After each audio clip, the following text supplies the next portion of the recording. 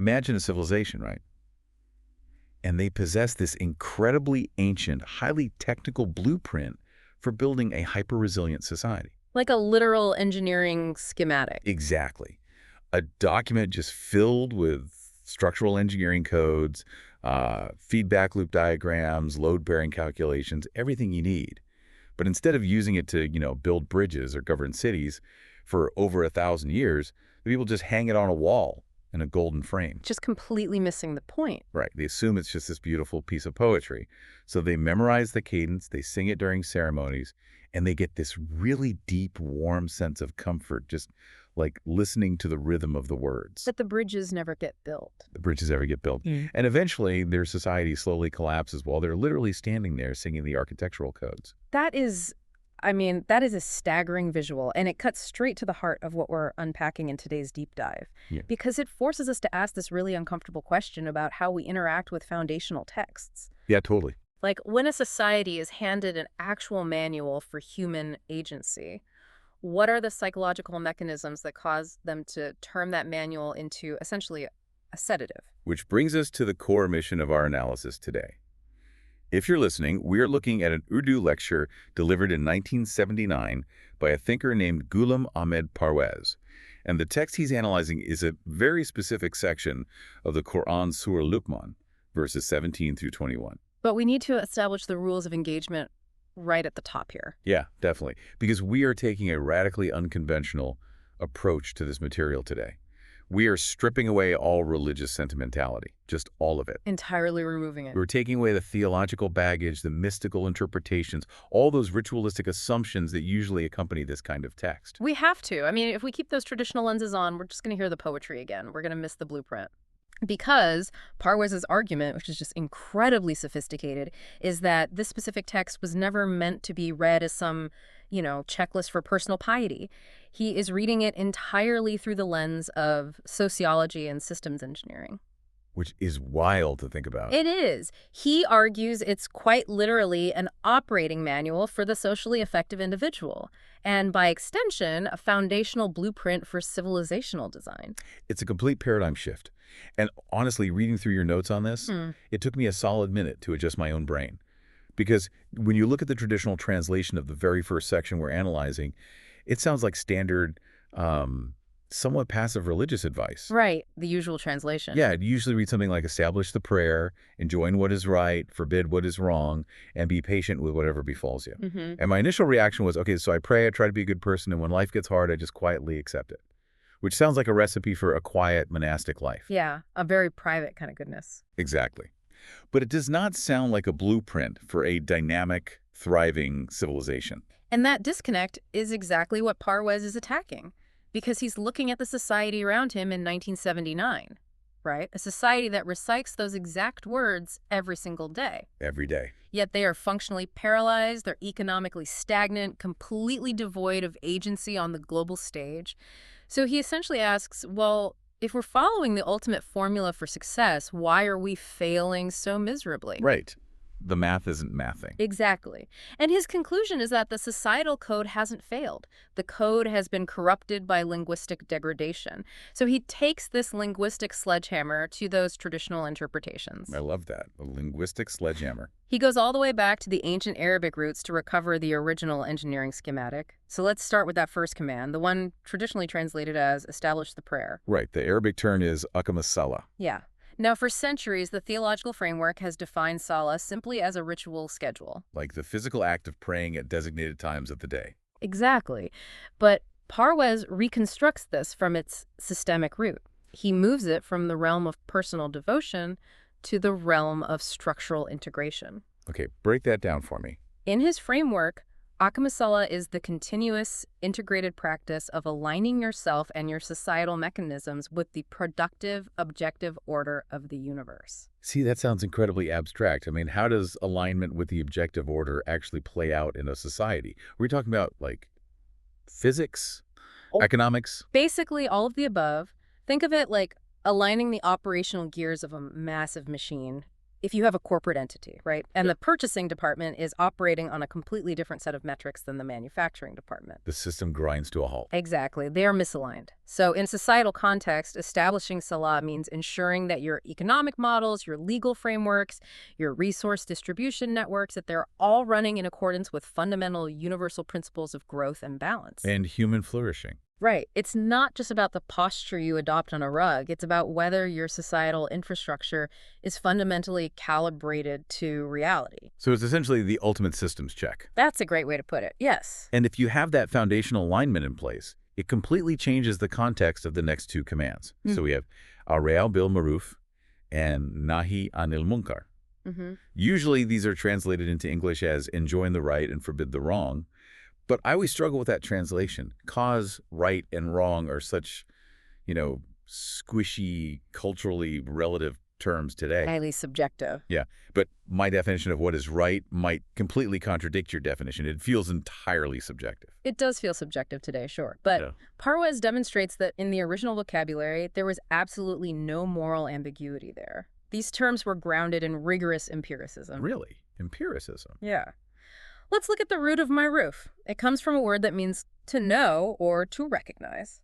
Parwez defines Ma'ruf as enjoining what is empirically known to produce constructive outcomes. Oh, wow. Okay. It's that which the overarching system, the laws of nature, objective reality, recognizes as undeniably beneficial. It's not a vague, warm feeling of goodness. It's a pragmatic, measurable reality. I see. So we aren't just talking about, legislating politeness. Not at all. If an urban planner looks at traffic data, right, and they realize that building a robust public transit system objectively reduces pollution, lowers traffic fatalities, and, elevates the economic mobility of the working class. Yeah, perfect example. Then that public transit system is Ma'ruf. It is a known empirical good, and the command is to actively enjoin it, to build it, to enforce its implementation. That is exactly how it applies. And conversely, Munkar isn't merely sin in some abstract, ethereal sense. It means forbidding what is known again, structurally and empirically, to produce harm and societal decay. So it's data-driven harm reduction. Exactly. It's that which a healthy system naturally rejects. If a specific financial practice, like predatory lending, if it's mathematically proven to extract wealth from the working class and destabilize the broader economy, that practice is Munkar. And the mandate here isn't just to feel bad about it. Right. You can't just tweet about how sad it is. No, the mandate is to step into the public square, analyze the data of human flourishing, and actively dismantle the mechanisms of harm. Which completely shatters the idea that this manual is about retreating to a mountaintop to meditate. I mean, this is a mandate for high-stakes, real-world action. You are supposed to be an active agent in the public square, analyzing data, legislating what works, and tearing down what destroys. It's entirely action-oriented. But, okay, here's the sociological reality. If you actually start doing that, if you go out there and start dismantling corrupt financial systems or challenging entrenched political power structures in the name of empirical good, the system is going to fight back. Oh, absolutely. You're going to face massive organized resistance. Which is exactly why the text immediately provides the psychological mechanism required to survive that resistance. It anticipates the backlash. The final command in the sequence is to possess Sabr. Okay, let's spend some time on this, because based on your notes, Sabr might be the most tragically misunderstood concept in this entire framework. It really is. Because the English translation is almost universally patience. And over time, that's devolved into a kind of passive resignation. If someone loses their job, or they experience a terrible injustice, or they're trapped in an abusive dynamic, the cultural response is often, just have Sabr. Just wait it out. Yeah, it essentially means sit down, accept your helplessness, endure the pain quietly, and just wait for the universe or the afterlife to sort it out. It has become the vocabulary of the defeated. Wow, the vocabulary of the defeated. Truly. It's used as a sedative for the marginalized. When a society is structurally oppressive, the ruling class absolutely loves to preach this version of Sabr to the masses because it guarantees compliance. Right. Don't revolt. Just be patient. Exactly. Do not revolt against the injustice. Simply possess the spiritual virtue of quiet endurance. Ugh, that's so manipulative. But Parwez goes back to the ancient agrarian roots of the Arabic language to find the original engineering of the word. long before centuries of despotic political systems watered it down. And what he finds is the exact opposite of passive resignation. What does he find? He finds a word that implies relentless, steadfast, aggressive execution. Aggressive execution. That is a total 180. And the analogies he pulls from the ancient environment are what really made this click for me. Because, language isn't invented in a vacuum. It's birthed from the physical realities of the people speaking it. Absolutely. You had this note about the ancient farmer, and I always picture farming as this somewhat peaceful pastoral activity. But this analogy paints it as a brutal war of attrition. Well, consider the agricultural reality of a desert environment. A farmer walks out to a patch of hard, barren dirt. He takes his most valuable, scarce resource, his seed grain, and he buries it in the ground. Which is a huge risk right off the bat. A massive risk.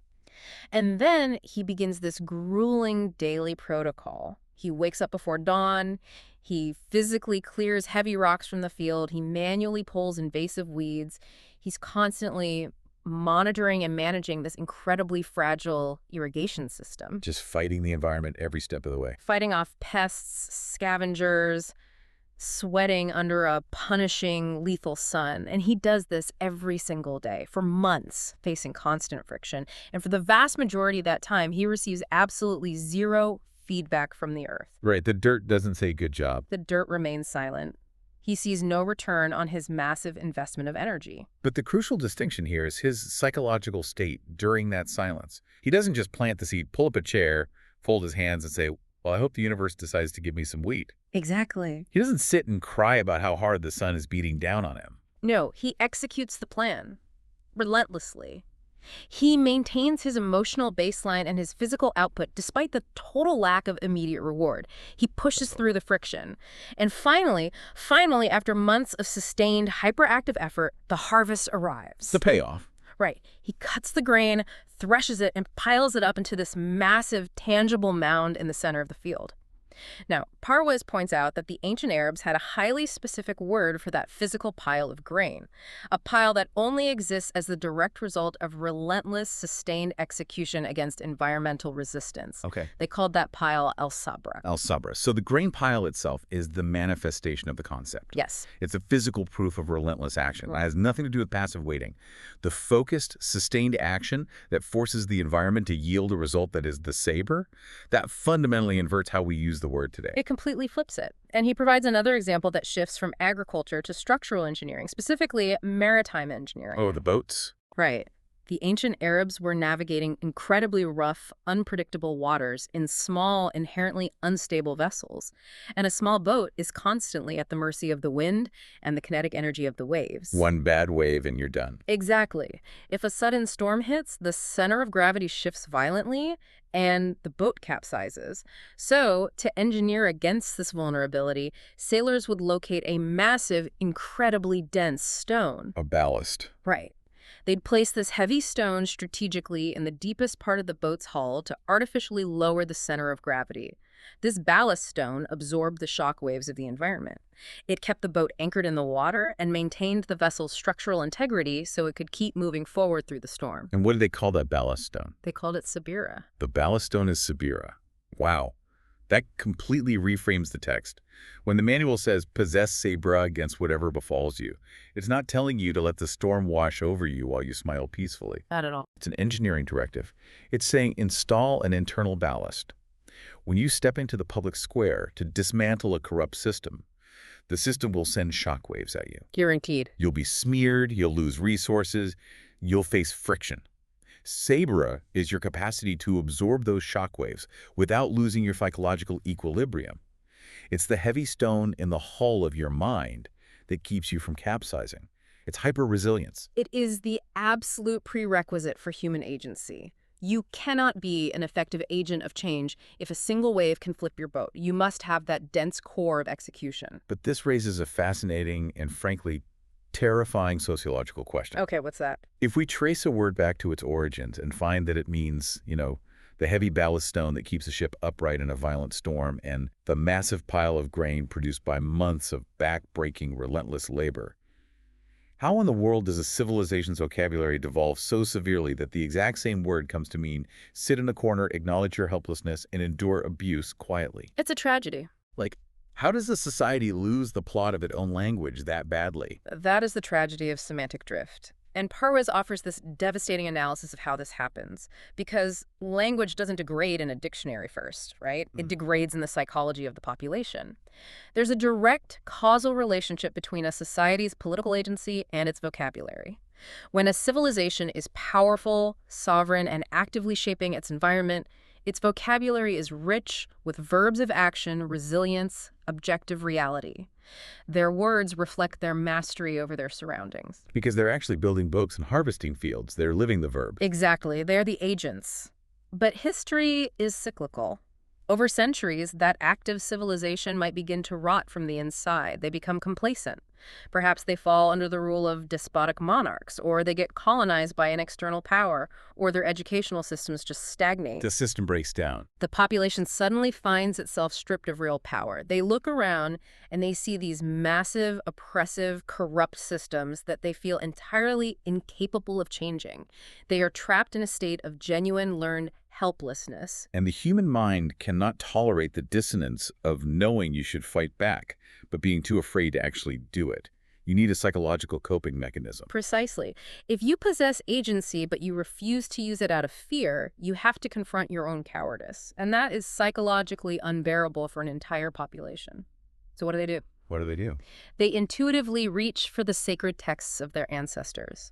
But instead of reading those texts as a call to action, they subtly, subconsciously redefine the vocabulary to justify their current state of paralysis. Oh man, they change the definition of the word so they don't have to change their behavior. Yes. They take a concept like Sabr, which originally demanded relentless execution and structural resilience, and they soften it, they dilute it. Over generations, they redefine it to mean passive endurance, because once you do that, your inaction is no longer cowardice. Now your inaction is piety. Exactly. Sitting back and doing nothing while a tyrant rules over you isn't a failure of courage anymore. It's the spiritual virtue of Sabr.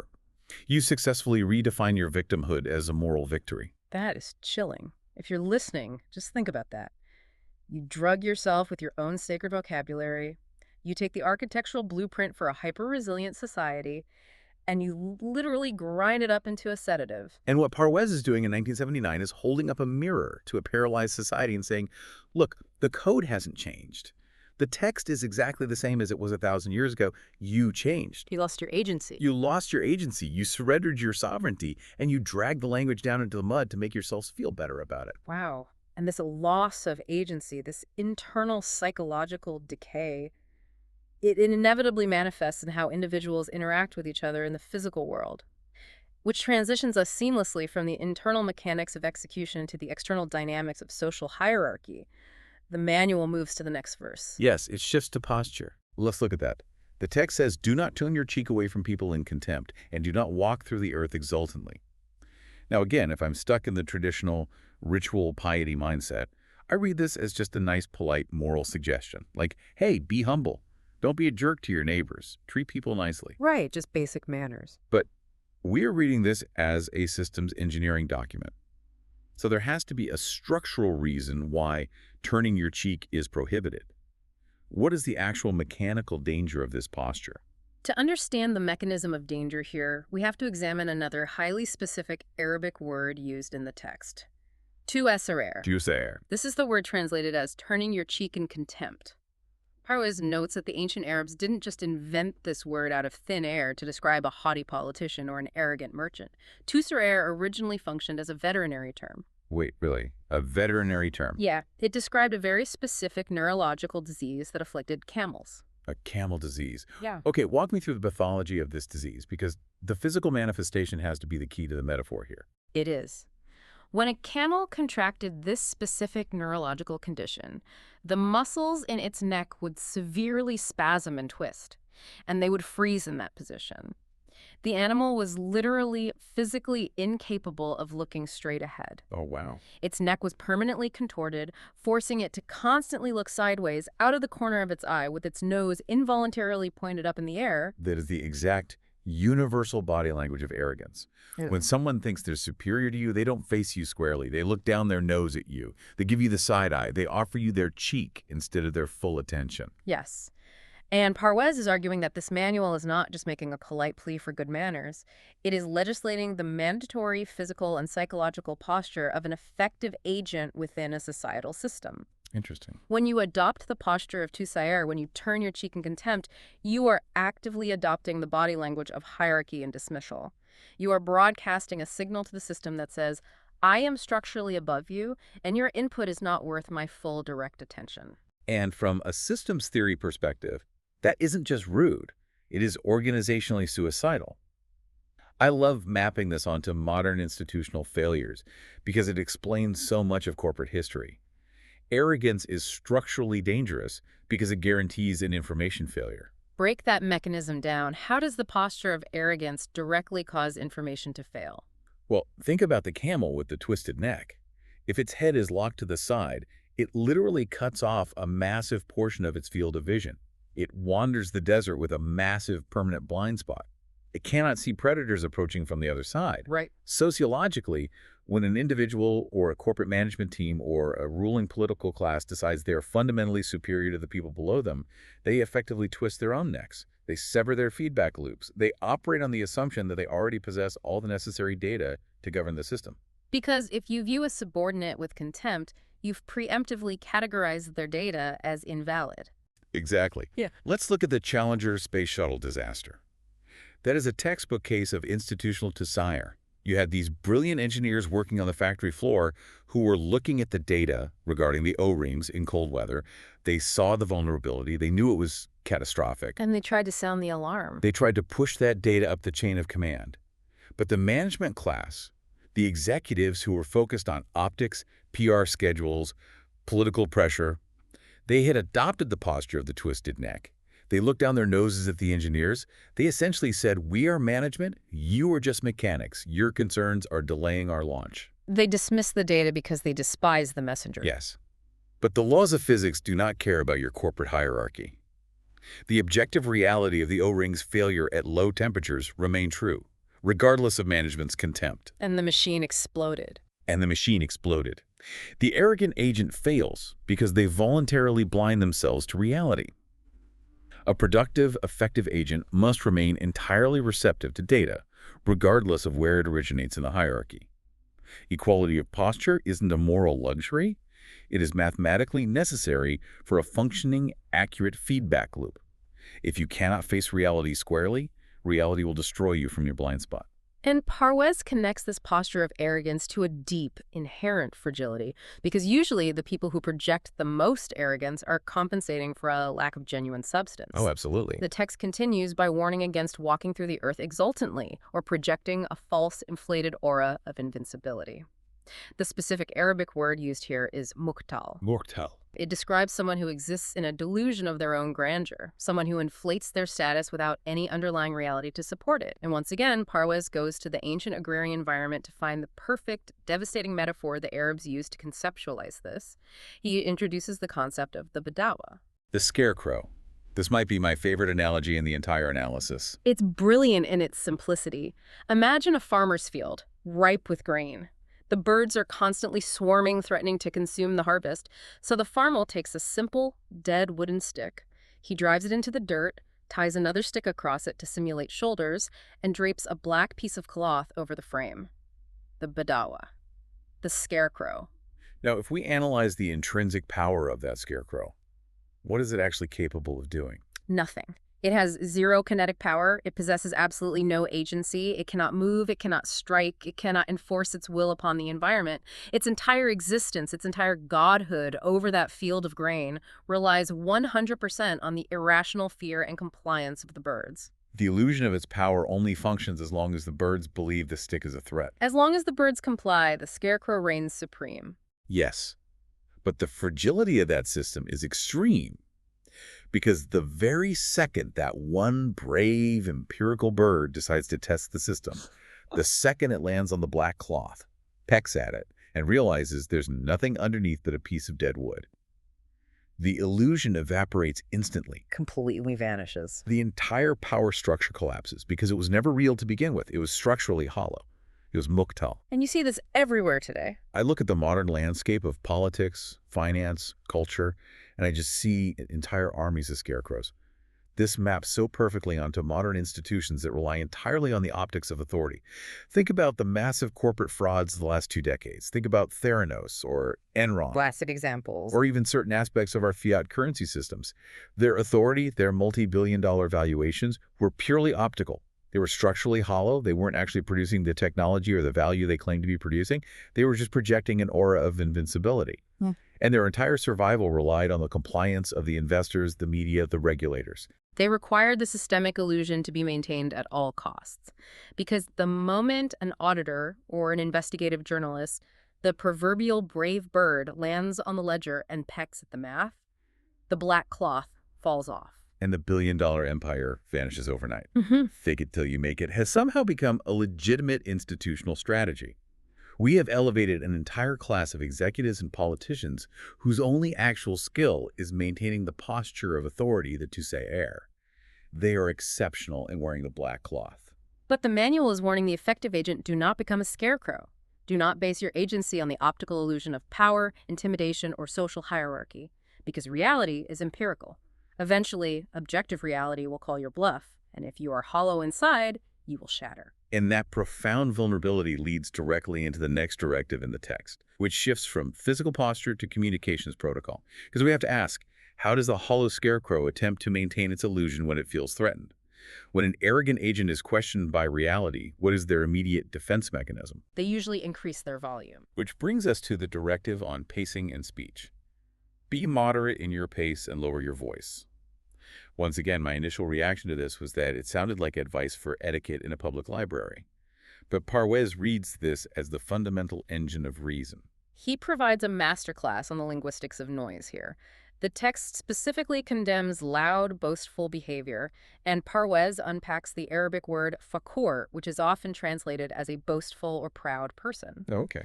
But if we trace the word back to the tangible environment of the ancient Arabs, we find they used the specific term for two very distinct physical objects.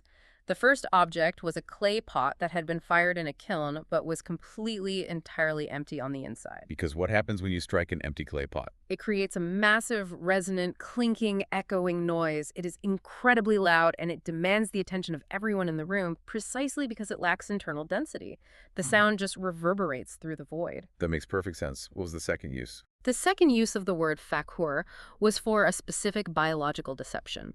It was used to describe an animal's udder, like a cow or a camel, that appeared massively swollen and huge, giving the illusion that it was overflowing with milk. But I'm guessing it wasn't. Exactly. When the farmer actually went to milk the animal, the udder yielded barely a single drop. It was completely inflated with air. It's the ancient agrarian equivalent of all bark, no bite. It is the physical embodiment of inflation without substance. And Parwez frames this as the ultimate communications diagnostic tool for the effective social actor. The text emphasizes this by explicitly stating that the worst, most repulsive of all sounds is the braying of a donkey. The braying donkey. It's a harsh, forceful, grating noise that pierces the air but conveys absolutely zero nuanced information. The principle being established here is profound. Volume is an inverse signal of content density. Let's linger on that phrase. Volume is an inverse signal of content density. If you're listening, you need to remember that one. That is a metric that needs to be painted on the walls of every political debate stage, every corporate boardroom, and every television news studio on the planet. It really does. If we apply that metric to our modern information ecology, it is incredibly diagnostic. When a person's argument lacks empirical weight, when the clay pot is fundamentally empty, the natural, reflexive human defense mechanism is to increase the volume. Make more noise. Screaming, utilizing forceful rhetoric, deploying emotional manipulation, shouting down the opponent, talking over the moderator. These are not signs of strength. These are the behavioral traits of the fakhur. These are the defensive maneuvers of the hollow pot trying to intimidate you with noise so you won't realize there is no milk in the udder. It perfectly describes the architecture of the modern attention economy. You scroll through social media or you turn on a cable news panel, and it's essentially just a chorus of empty clay pots smashing against each other for ratings. The algorithms actually reward the braying donkeys. Because noise drives engagement. Yes. But think about the person who is genuinely correct. The person who have the data. The person who understands the structural engineering blueprint. The person who has actually done the math. They don't feel the need to scream. Math doesn't require shouting to be true. No, it doesn't. 2 plus 2 equals 4. Whether you whisper it in a library or scream it through a megaphone, the truth carries its own internal gravity. Because the productive agent operates on the engine of reason, precision, and empirical data, not forcible noise. When the manual commands you to lower your voice, it is not asking you to be meek. Right. It is commanding you to rely entirely on the structural weight of your argument rather than the decibels of your delivery. It forces a terrifying level of intellectual honesty, because if you lower your voice, strip away the emotional manipulation, and your argument suddenly seems incredibly weak. It means your argument was always weak. You were just hiding its fragility behind a wall of noise. Exactly. So let's synthesize the profile of the socially effective individual we've built so far. This agent is deeply aligned with the universal laws of cause and effect. They possess immense internal resilience, or Sabr, acting as a ballast stone against systemic shockwaves. They maintain absolute humility and receptivity to data, refusing to twist their neck in the arrogance of tout-ça-air. And they communicate with the quiet, devastating confidence of someone who actually possesses empirical proof, refusing to become the loud, hollow pot. It is a flawless blueprint for success. Which leads to the massive, overarching question of human history. If this blueprint exists, and if human beings have access to it, why do we fail so catastrophically? Why is the historical record just a long, depressing litany of poverty, systemic collapse, institutional rot, and civilizational stagnation? That is the exact diagnostic question addressed in the next section of the manual. The text moves from the individual agent to the macro-level behavior of civilizations. We're entering the territory of the law of requital, or what Parwes terms mukafa'ila. The objective system of cause and effect. Yes. The text opens the section by stating a massive, undeniable structural reality. The cosmos is overflowing with resources, and they have been structurally, mathematically subjected to human use. Subservient to us. The universe is not hoarding its wealth, it's offering it. The verse categorizes these resources into two distinct domains, Zahir and Batin. The visible and the invisible. Correct. Zahir represents the visible, tangible, obvious resources. The fertile soil, the flowing rivers, the timber, the sunlight. These are the immediate resources that early civilizations leveraged to build their agrarian empires. Sure, the stuff you can see. But Baten represents the hidden, latent, deeply embedded resources. Parwes, delivering this lecture in 1979, specifically points to the massive underground oceans of oil that the ancient tribes of the Arabian Peninsula walked over for centuries. Oh, wow. They lived in profound poverty, struggling to survive in the harsh desert, completely unaware that trillions of dollars of energy were sitting just a few hundred feet beneath their sandals. They were quite literally sleeping on top of an ocean of wealth while starving in tents. Exactly. And Parwes extends the concept of Baten beyond just physical resources to encompass the invisible laws of physics and mathematics. Like what? The aerodynamic principles required for flight, the thermodynamic laws required for combustion engines, the orbital mechanics required to launch a human being to the moon. All of these invisible resources, these rules of reality, were always there. Waiting to be discovered. They were written into the fabric of the cosmos from the moment of creation, patiently waiting for humanity to develop the intellectual capacity to unlock them. The system has provided an infrastructure of infinite, boundless potential. So the table is fully set, the resources are in the ground, the physics work, the math is consistent, the universe is practically begging humanity to flourish. So we return to the question, why the failure? The text diagnoses the specific virus that crashes the societal operating system. It observes that when humanity is handed this manual, when they are explicitly told to operate on objective, proven principles of reality, how do the masses invariably respond? They reply with one devastating sentence. We follow what we found our fathers doing. We follow what we found our fathers doing.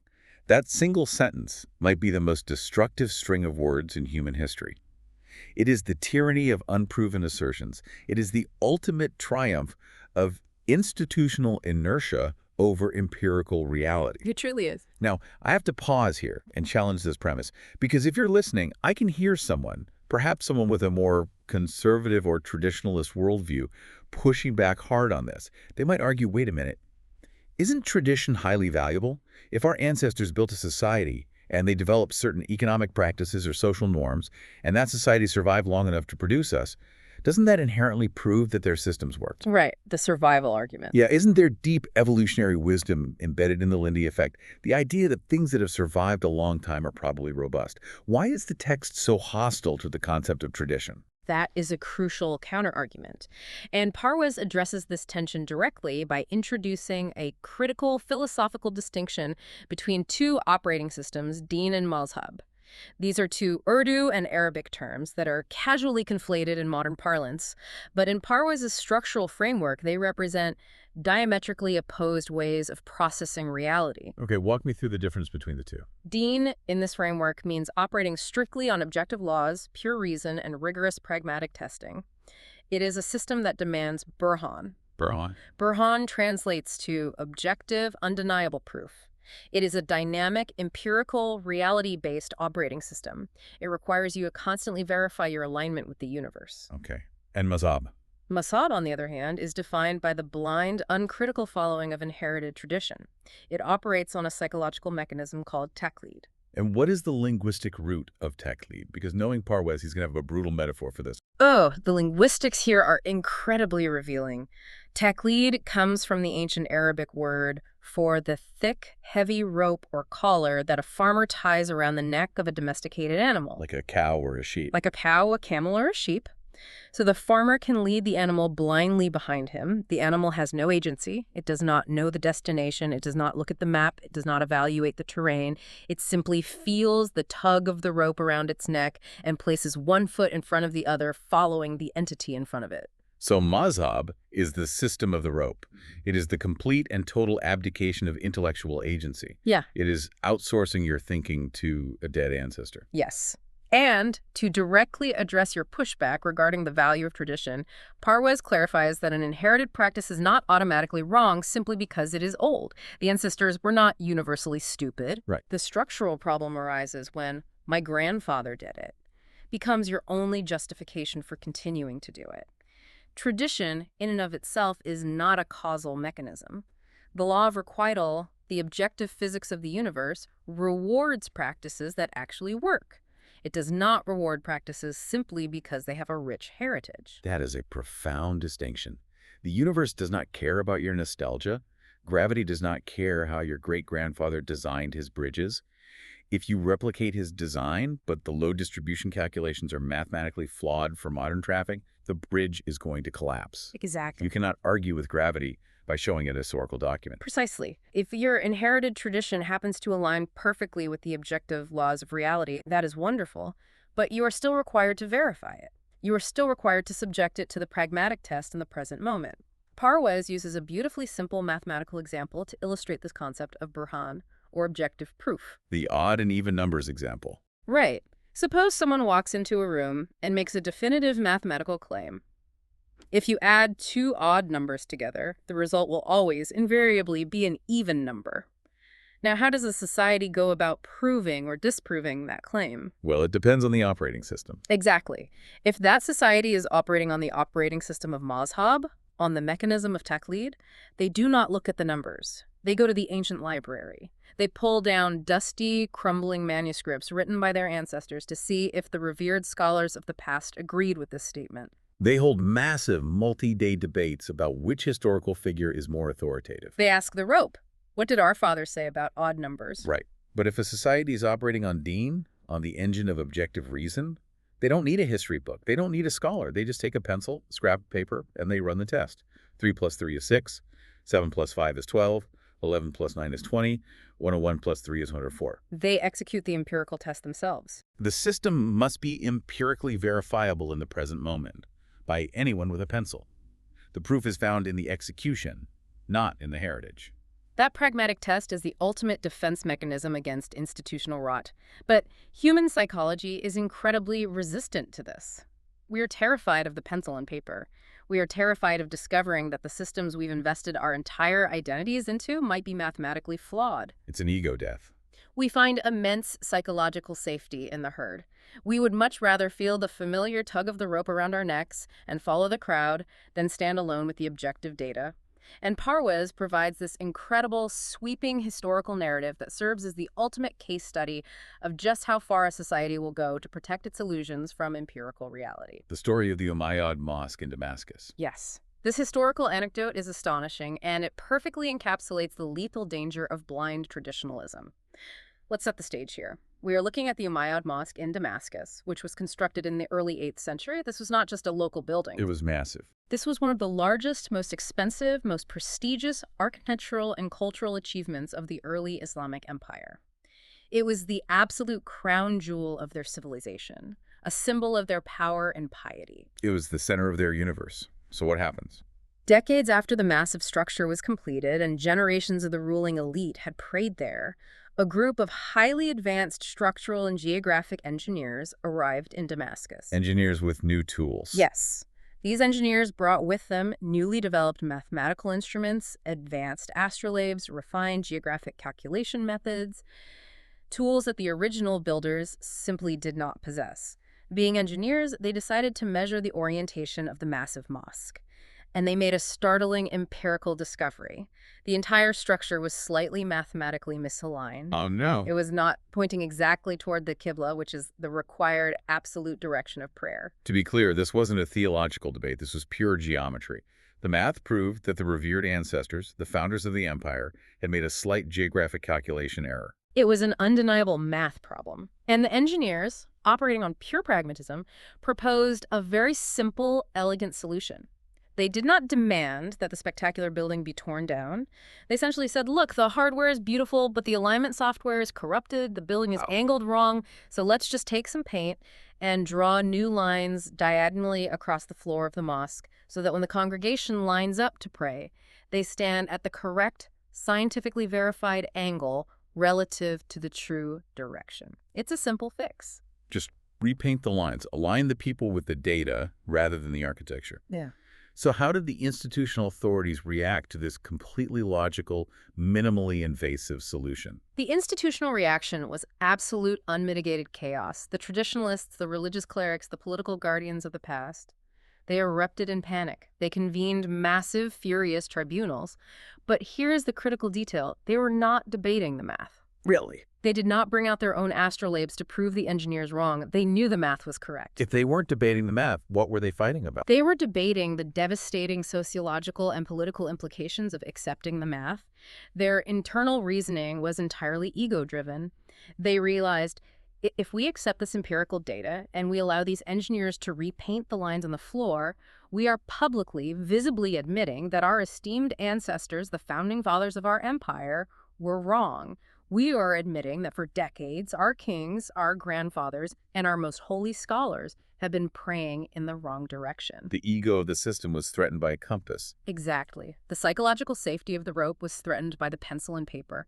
And ultimately, the institutional inertia won. They rejected the engineers. They threw out the empirical data. Yeah, kidding. They made the conscious, deliberate decision that it was better to continue operating in objective mathematical error than to inflict a wound upon the prestige of the past. They actively chose to reject reality in order to protect the optical illusion of ancestral infallibility. That story is the absolute zenith of civilizational paralysis. When a society decides to prioritize the optics of its ancestors over aligning itself with empirical reality, it halts its own evolution. You are literally turning your back on the compass because your grandfather didn't have one, and you don't want to embarrass his ghost. It is systemic suicide. And Parwez takes this concept of necessary adaptation all the way down to the foundational biological level. He zooms out and observes that this principle, the absolute necessity of updating your operational code based on new environmental feedback, is the very engine of biological evolution itself. He notes that if biological life operated on the mechanism of taqlid, on the blind, unyielding adherence to the past, we would still be single-celled organisms floating in a primordial soup. Or at best, we'd still be lizards sunning ourselves on a rock, refusing to evolve mammalian traits because our lizard fathers didn't have fur. Exactly. Progress, survival, and flourishing, whether biological, technological, or sociological, all require the courageous willingness to abandon a previous state of existence when a better, more aligned state becomes empirically possible. Right. The ancestors did the absolute best they could with the limited tools and data they had available in their era. But when new instruments are invented, when new data arrives, when the environment shifts, you must update the code. You cannot sail a modern ocean using a 14th century map just because you respect the cartographer. This entire deep dive has been a staggering paradigm shift for me. I mean, we started by looking at what initially appeared to be a standard, somewhat passive list of religious platitudes from an ancient text. And through the lens of systems engineering, we have unpacked a rigorous, unsentimental, hyper-pragmatic operating manual for human agency. If we attempt to synthesize all this complex material, we can extract the permanent principles of this operating manual. It fundamentally boils down to a few non-negotiable requirements for agency. First, the establishment of Salah absolute structural alignment with the objective, productive laws of the universe. You must understand the physics of the system you inhabit and work with those physics, not against them. Yes. Second, the installation of Sabr systemic resilience, the heavy ballast stone in the hull, the capacity to execute relentlessly over a long time horizon, absorbing the friction and shock waves of the environment without capsizing. Third, the rejection of Tusayr and Muqtal absolute receptivity to feedback, curing the twisted neck of arrogance, ensuring you don't become a hollow, loud scarecrow relying on intimidation and optics instead of empirical substance. And finally, the commitment to Burhan over Taqlid, the courageous willingness to run the pragmatic test and to update or abandon inherited practices when they fail to produce human flourishing. Those principles are permanent. They are the fixed laws of agency. The only variable that changes is what specific inherited practices need updating in each subsequent era. Every generation faces its own version of the Damascus Mosque dilemma. Every generation has its own version of, but our fathers did it. For the ancient Arabs, it was misaligned architecture. For a society hundreds of years ago, it might have been the divine right of kings. Or feudalism. Yeah. And for us today, it might be outdated macroeconomic models that are visibly failing the working class, or rigid corporate hierarchies that stifle innovation, or two-party political dogmas that are clearly no longer serving human flourishing. But the core law remains unbending. Alignment with what actually empirically produces flourishing overrides any inherited framework, no matter how sacred or nostalgic that framework might feel. So as we wrap up this deep dive, I want to ask you, the listener, to reflect on these principles within the context of your own life, in your own personal habits, in your workplace, in your community organizations. What outdated ancestral codes are you currently running? What inefficient processes or broken systems are you defending simply because that's how it's always been done, even though the empirical data is screaming at you that it is failing? Are you holding tightly onto the rope of taqlid because following the herd is psychologically easier than standing alone and doing the math? It's a hard question to ask yourself. It is. Consider the alternative. Yeah. It is always much easier to be the hollow clay pot, making a lot of loud, echoing noise to demand attention. It's infinitely harder to be the quiet, exhausted farmer doing the relentless, unglamorous daily work required to actually build the harvest. Yes. And I want to leave you with one final lingering thought. We started this deep dive with the metaphor of discovering an ancient architectural blueprint. I want you to imagine that the structural engineers of reality walked into our most revered modern institutions today. Imagine they walked into our global financial systems, our political parties, our corporate boardrooms, and our educational bureaucracies. And imagine they pulled out their instruments, measured the foundational angles, and pointed out to us that our alignment is mathematically off, that our systems are actively producing friction and harm instead of flourishing. What would we do? If they handed us the data, would we have the systemic resilience, the sabr, and the deep humility to look at the math, hand them a brush, and say, repaint the lines? Or would we silence the engineers, twist our necks in arrogance, and just turn up the volume of our noise to protect the illusion of the past? Think about that.